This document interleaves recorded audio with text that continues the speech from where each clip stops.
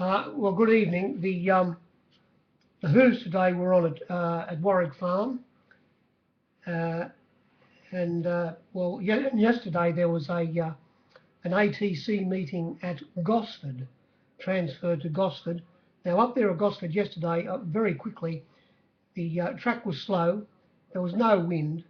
The rail was in the normal position, and the first race, the winner, which started favourite to stay Scutcham, ridden by Nippy Nash, it led all the way. He stayed close to the fence. One eased down by 2.5 lengths. Second horse came from last along the fence. The second race played fence as well. The winner missed the kick, came from second last right along the 18 pence and won by a length. The second horse was wide all the way. Suppose it should have won Adage. And the third place getter, it led on the fence, Frespinol. After that, after the first two races, for some reason the fence became no good. Whether they chopped it up, which was most probably the case. The leaders did win after that, but they stayed well off the fence, and that's about all you would say about the meeting.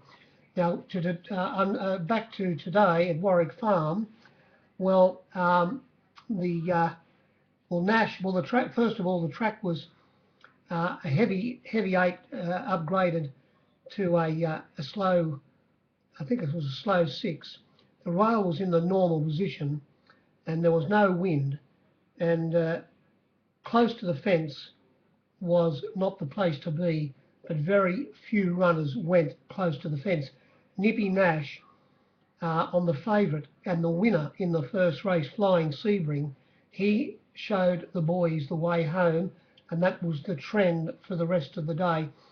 Flying Sebring had barrier 8 in a field of 9, and Nippy Nash, he went straight to the lead. What am I talking about? It was Adam Hieronymus, not Nippy Nash. Adam Hieronymus was aboard Flying Sebring, trained by Gay. I owned the lead, and Adam Hieronymus showed everybody the way home for the rest of the day. He stayed a good 4, if not 5 horses off the fence, leading into the straight, not going near it, near the fence, and he was able to get a length and a half, 2 lengths clear turning for home, and he held on too well. He beat Olympic Flag, which would have been a great result for the bookies. It was 16s out to $26. Now, in this first race, there was a little bit of percentage on the board for the captains. 107.4 they said on the screen, but there was a good 3 less in the marketplace. For instance, the winner, there was $4.20 given. I gave $4.20 for 1,000, and there were a couple of other runners just to bring it down at 4%. The winner led and held on too well. The second race, well, here we saw an announcement. This is so I can't work this favourite. What they do with this favourite, Mr. Scary. They made an announcement that they were going to ride it from behind. They didn't elect to lead that at Canterbury in that small field that a few starts ago when it ran third. And today, when the pumper settled down in last position and looked for runs turning for home in between runners, he got chopped out. Had to go back to the fence, which wasn't the place to be. The pumper said he didn't find the line that well, but why would he? He lost his momentum. The horse is now going for a spell. This race was won by Pearl of Bells, 61.5 kilos. 7.5 kilos to the next runner, Richie's Vickies, ridden by Nippy Nash. The best fluck they said was $7.50. Well, there was plenty of $8.50 given about this runner, and the first 6, well, there were 7 runners. The first 6 went across the line. There was only 1.9 lengths between them. Run this race over again, you would get you'd get a few different results, with Mr. Scary starting favourite each time, and maybe if they rode it differently, and led, it most probably would win more than it lost. That was about the race. The winner sat in the 1-1 position, was moved up on the turn 3 wide and finished up winning by 0.8 of a length. The third race, in that race, I think I told, I know there was 105.2 on the screen, and in the marketplace a good 4 less, only about 101%. In the third race, there was 7% difference from what you could have got on the screen. They said 106. There was only 99 in the marketplace. For instance, well, the winner and favourite La Pieta, there was a mile of $3.20, if not $3.30. I think I might have seen $3.50 in the outside ring, believe it or not.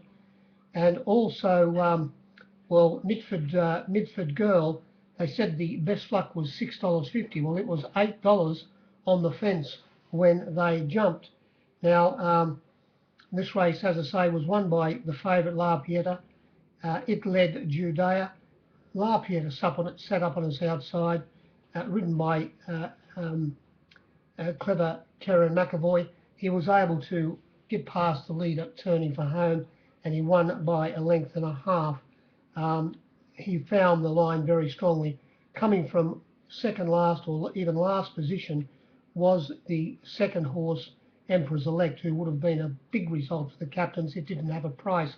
It went from about a $13 chance, a 12 to 1 pop, out to $21. Race 4. Now here on the screen, even they were losing figures. The agencies, the bookies in the grandstand, they'd call the fraud squad here. 99.6 only in the marketplace on the screen. In the marketplace, only 94.5. The favourite in this race, August, well, it was extremely well backed from $4.60. They said the SP was $2.80. I was $3.10 when they jumped.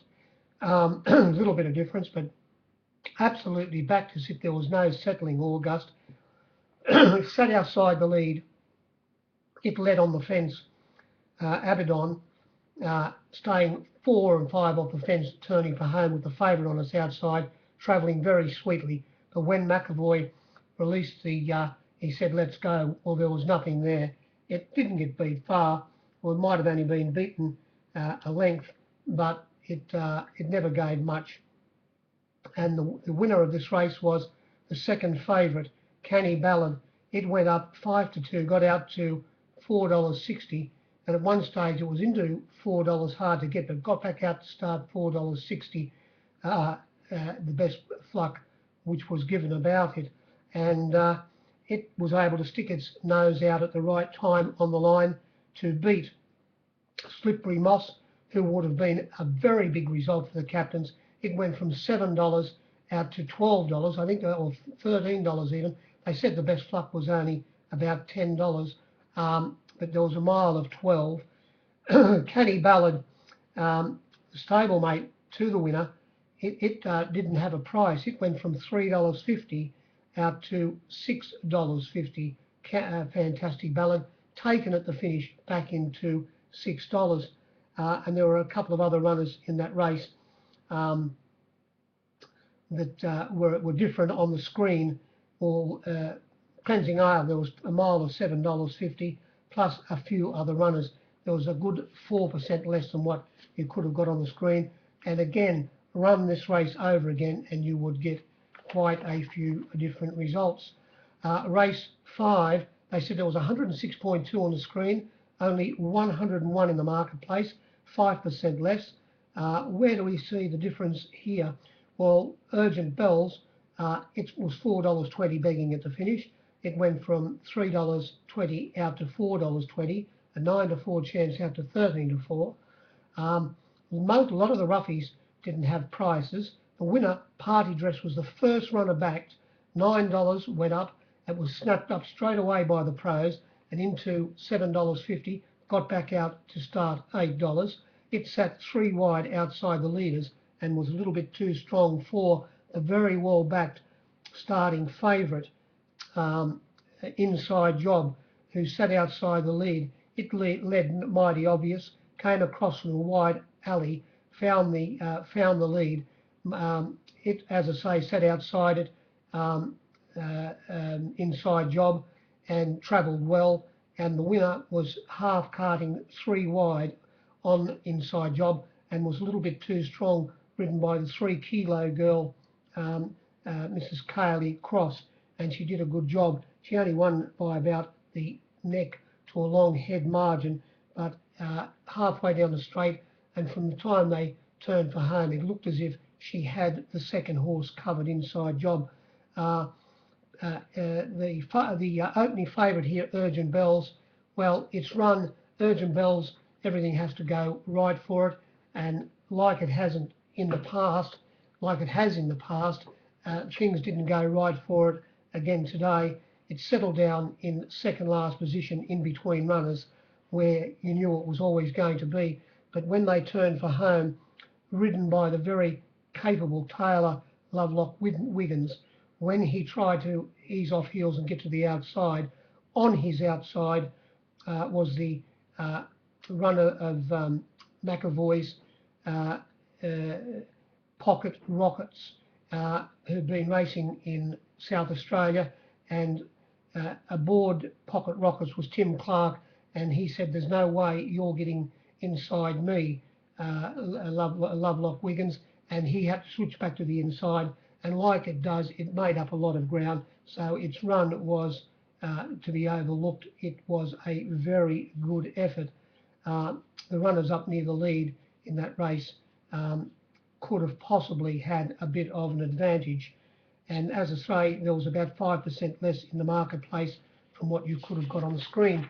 In the 6th race, they said there was 104.6 on the screen, and there was only a couple less if in the marketplace, so very similar to what the screen said here. And this was a very easy win by Lucky Largo. We put it up $3 favourite. It started favourite, $3.30. It got out to $3.50, was backed at that price, and they took the $3.40, fluctuated back and forth a couple of times during the betting, finished up starting $3.30, and as I say, it was a very easy win. It trotted in, it won by 7 lengths, ridden by the pumper. It led Speed Queen. It was as much as $10 given about Speed Queen, only started about a $6.50 chance, very well backed. It led with the roughie Looney Hill on its outside, Madam Nash tucked in behind them, and in 4th position, a good 3 lengths away, around about the 1200 metre mark, was the winner. But by the time they had got to the turn, still leading was Speed Queen, and on its outside, Looney Lil, but by this time Cassidy hadn't moved on the winner, and he just let it stroll up to the leaders, and when they turned for home, he got past them very easily, and as I say, he went on to win by 7 lengths. He made the others look very ordinary in that race. Then we came to the last race, and they said there was 106.8 on the screen. Well, I think we were battling to get the neat 100 here. These were the flux. Sutton Queen went from $13 out to 31. I think they said the best flux was 21. It was 31. Shanghai Road was $10 into $7, well backed. Kiola was $9 out to as much as 15 and 16, or $16. It started 13. Nothing like Luca. Well, you wouldn't see it, but $5 for a bit of section was given in the outside ring, but generally $4.60. It started $4.40, and that was taken at one stage of the betting. It opened up $4, got out to 5 in the outer, $4.60 on the fence, plenty of it, into $4, but back out to $4.40 at the death. Petrify, very well backed, opened up at $4.20, got out to as much as $7, $6.50 on the fence. It only started a $4.80 chance. Tidal was 21 out to 41. One More Grand was 19 into 15. 666 was scratched at the barrier. It opened up $5, got out to as much as $8, back into 7. Then Geridian, it was 16 out to 21. Watertight was 30 out to 101, and Crown of Ascot was $6 into $5.50, back out to $6, if not $6.50, nowhere near the 106.8. And who won this race? Well, it was won by Nothing Like Luca. It sat very handy. It led it came across from an outside early. Keola, it led with one more grand sitting on its outside.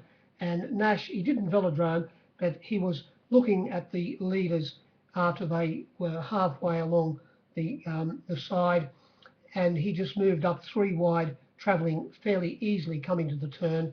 And when they turned for home, he was able to get past the 2 leaders. They were well off the fence, and he went away and won by 2.5 lengths. A very strong win, since John O'Shea's taken over the training of this horse now. Had for 2 starts for 2 wins, and it will keep on improving, I would say. It made up a good bit of ground, Geridian, after copping a little bit of a check in the run to run 3rd in that race. That's about all I'd say. The meeting, it was just the normal average meeting, what you'd expect on a Wednesday at Warwick Farm.